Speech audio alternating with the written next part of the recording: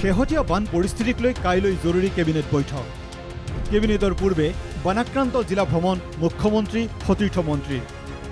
নাওডুঠি গোলাঘাটৰ বংকুৱালত বানাক্ৰান্তৰ কাষলৈ গ'ল মুখ্যমন্ত্ৰী। ৰাজ্যত শেহতীয়াকৈ অধিক অৱনতি ঘটিছে বান পৰিস্থিতিৰ। উজনি আৰু উত্তৰ অসমৰ কেইবাখনো জিলাত প্ৰলয়ংকৰী ৰূপ লৈছে বানে।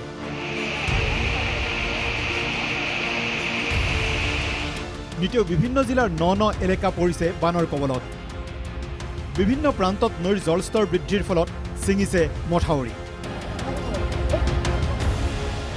উজনি আৰু উত্তৰ অসমৰ শ শ গাঁও বিগত ৪-৫ দিন ধৰি পানীৰ তলত। এনে এক পৰিস্থিতিত বানাক্ৰান্ত জিলাসমূহলৈ যাবলৈ সতীৰ্থ মন্ত্ৰীসকলক নিৰ্দেশ দিছে মুখ্যমন্ত্ৰী হিমন্ত বিশ্ব শৰ্মাই। একে সময়তে মুখ্যমন্ত্ৰীয়ে নিজেও মঙলবাৰে গোলাঘাট জিলাত উপস্থিত হৈ পৰিদৰ্শন কৰে বহু বানাক্ৰান্ত অঞ্চল।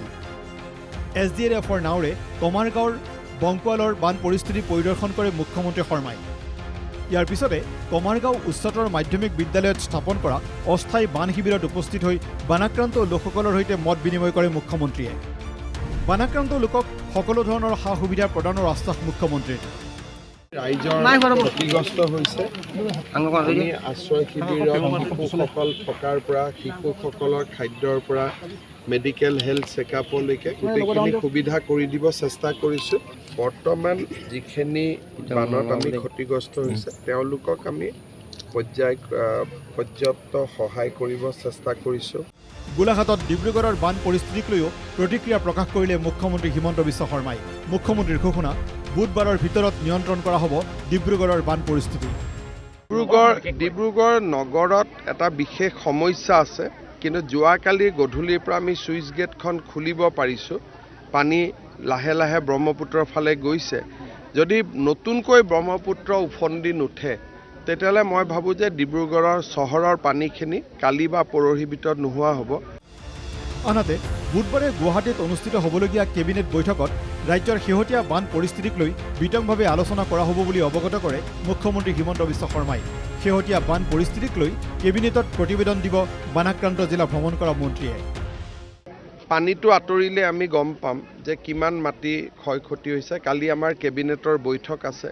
মানুহক যাতে আমি কঠীয়া দিব পাৰোঁ, ঘৰবিলাক মেৰামতি কৰিব পাৰোঁ, ৰাস্তা ঘাটবিলাক সোনকালে বনাই দিব পাৰোঁ। গতিকে আমি কালি আলাপ আলোচনা কৰি ল'ম আৰু যাক যেনেকৈ পাৰোঁ আমি সহায় কৰিম। আজিও আমাৰ গোটেই অসমৰ জিলাসমূহত মন্ত্ৰীসকল আছে।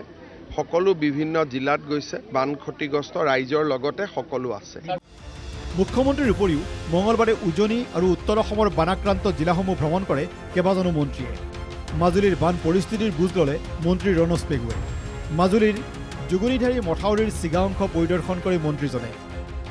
মাজুলীত মন্ত্ৰী ৰণোজ পেগুৰ সন্মুখতে ক্ষোভ উজাৰে বানাক্ৰান্তই। মথাউৰি ছিগা ঘটনাৰ তদন্ত ঘোষণা মন্ত্ৰী পেগুৰ। এই মথাউৰিটো ৰোড কাম ডাইক আছিল। ৰোড কাম ডাইক ইমান সহজে নিশ্চিতভাৱে ছিগিব নালাগিছিলে। মই জিলা আয়ুক্তক কৈছোঁ ইয়াৰ এটা উচিত তদন্ত কৰিবৰ কাৰণে, যে কাৰণটো কি, ছিগিলে কি কাৰণে। কাৰণ তাৰ আগত আমি তেনেকুৱা কোনো মেছেজ আমি পোৱা নাছিলোঁ যে ক'ৰবাত যদি যিমানবিলাক অসমত দুৰ্বল মথাউৰি আছিল সেইখিনিত সময় আমি এটেণ্ড কৰা হৈছে, তাত থকা সমস্যা সমাধান কৰাৰ ব্যৱস্থা কৰা হৈছে। একেদৰে ডিব্ৰুগড় আৰু তিনিচুকীয়া জিলাত মন্ত্ৰী ৰঞ্জিত দাস, শিৱসাগৰত মন্ত্ৰী বিমল বৰা উপস্থিত হৈ বুজ লয় বান পৰিস্থিতিৰ। বানাক্ৰান্ত ৰাইজৰ সৈতেও মত বিনিময় কৰি অভাৱ অভিযোগৰ বুজ লয় মন্ত্ৰীদ্বয়ে। গোলাঘাটৰ পৰা দেৱজিৎ সাহাৰ সহযোগত নিউজ ডেস্ক ৰিপৰ্ট NKTV।